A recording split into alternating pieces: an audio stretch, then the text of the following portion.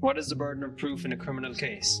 In a criminal case, the burden of proof rests with the prosecution. They have to prove that you committed the offence, and they have to prove it to the standard of beyond a reasonable doubt. So the burden is with them all the time.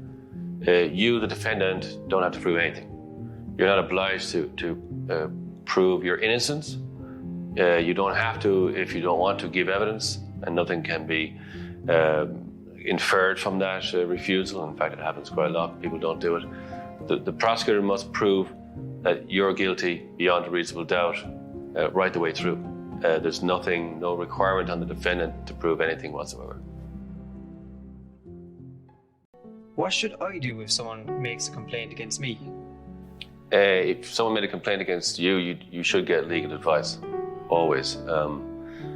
Police are great at kind of suggesting that you should maybe go down to the police station for a chat.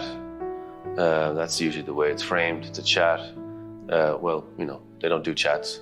They do interrogations, and they're pretty good at interrogations. So, but if they told you, we want to have an interview here where you'll be interrogated, you might be alarmed and you might go down there. So that's kind of framed in a kind of an informal way, so that in your mind, a chat, you'll associate that with something informal, like you meeting your friends for a cup of coffee. That's a chat. But you don't have chats inside the police stations. But you should get legal advice if you're asked to speak to the police about some allegation. What is the definition of criminal law? Criminal law is a system of laws that's designed to deter people committing offences against the public or individuals.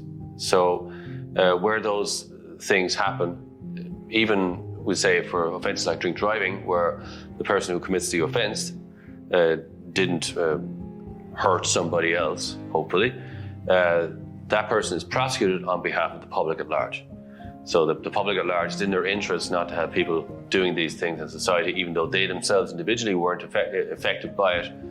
That's what criminal law does. It prohibits actions and punishes people who commit those actions.